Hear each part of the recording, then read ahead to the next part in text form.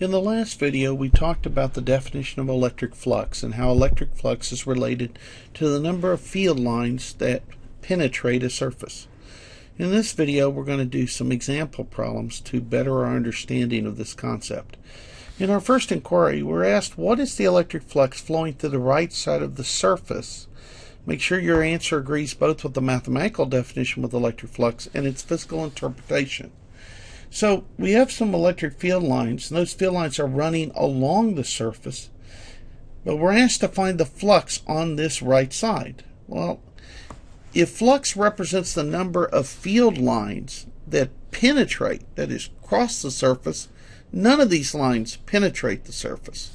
They all lie on the surface. So we expect that the answer should be 0. No lines penetrate. So that's the physical interpretation. Now let's show that mathematically that's correct. The electric flux, by definition, is the electric field dotted into the area, which means it's the magnitude of E times the area of A times the cosine of theta, where theta is the angle between E and A, and in this case that angle is 90 degrees. So our flux is E times A times the cosine of 90.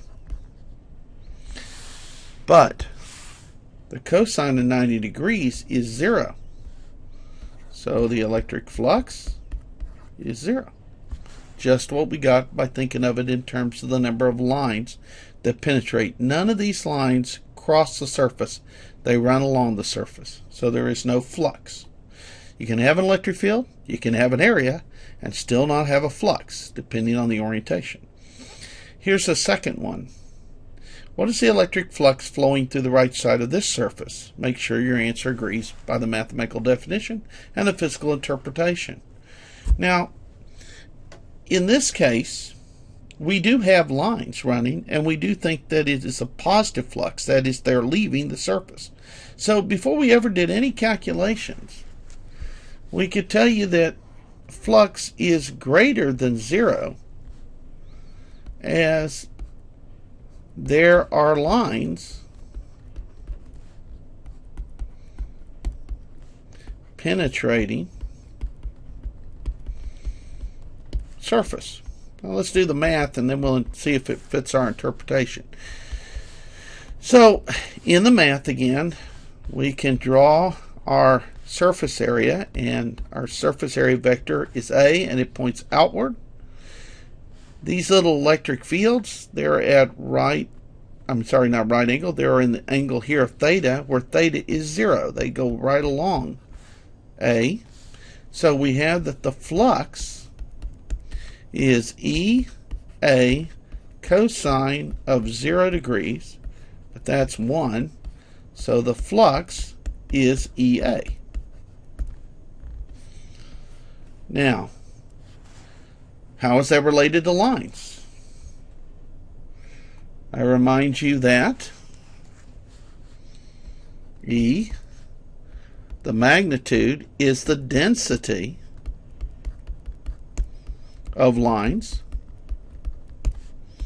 Remember, that's lines per area.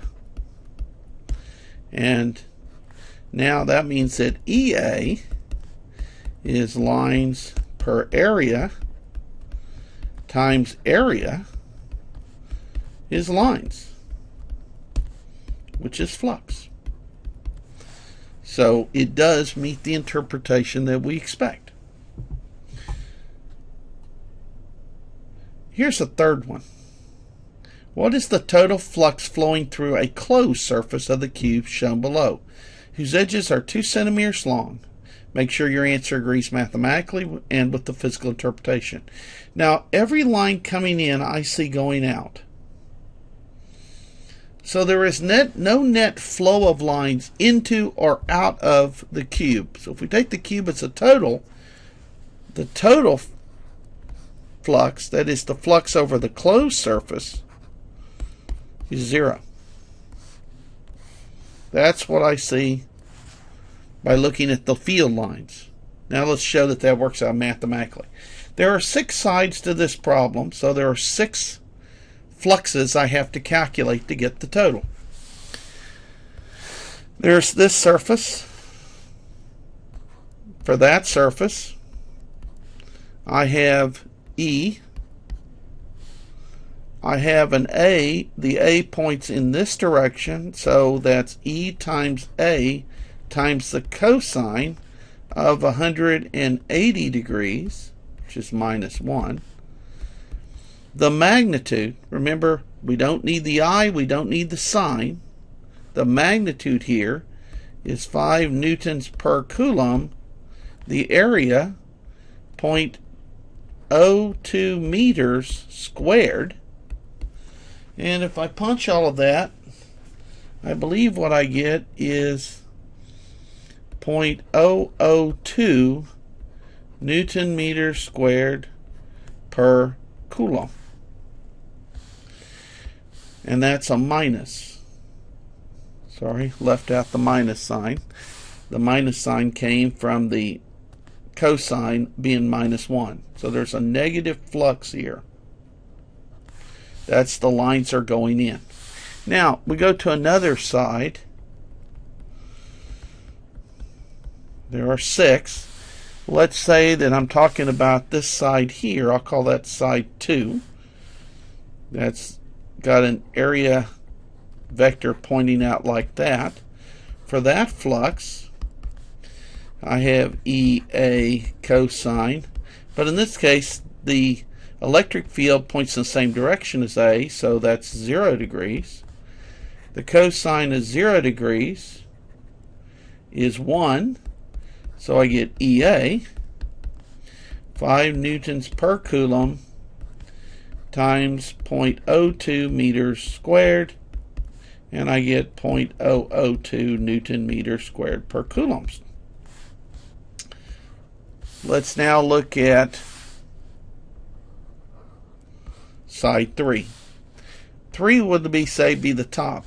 Now in the top, the A arrow is pointing like this. And it's perpendicular to this line of the electric field. So we have EA cosine of 90 degrees. But that's 0. The same thing would be true if we looked at this line, if we looked at the area at the bottom, or if we looked at the area in the back of the edge. In each case, it's 9 degrees. So the flux in side 4, side 5, and side 6, all of the sides, not along the x direction, the flux is 0 because the side is perpendicular to I hat. Now we got to add up all the fluxes to find the flux of the closed. So flux closed is phi1 plus phi2 plus phi3 plus phi side 4 plus flux on side 5 plus the flux on side 6. But a bunch of those, as we've already found, is 0. So that's 0, 0, 0, and 0. Now this is not 0, it's minus 0.002. And this is not 0, it's 0.002. But when you add minus 0.002 to plus 0.002, it sums up to 0.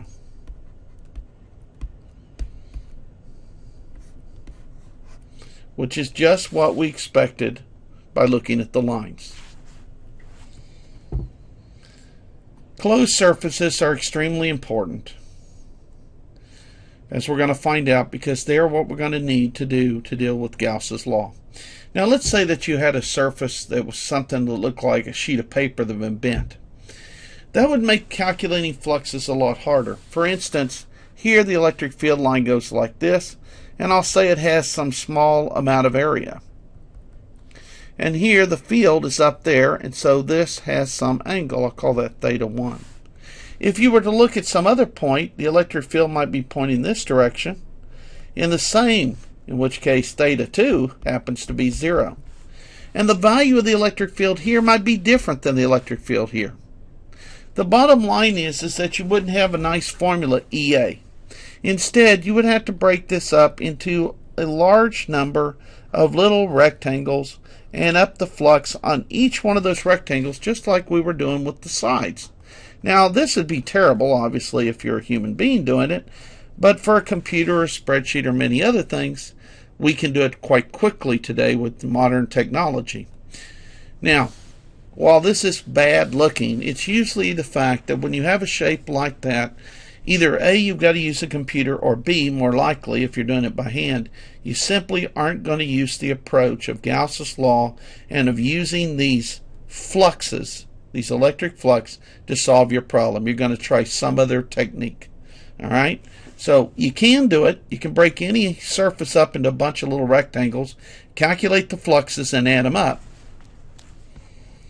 So I'm going to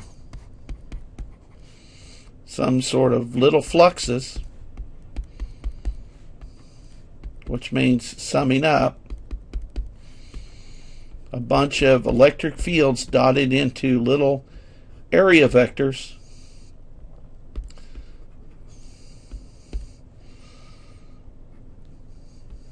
But that's really tough, and that's not usually the way we do it.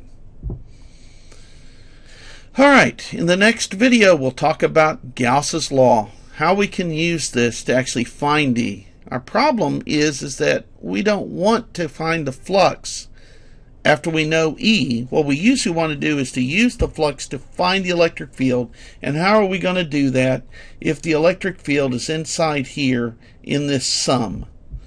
We need to find cases where we can pull that E out, and where this E is a constant.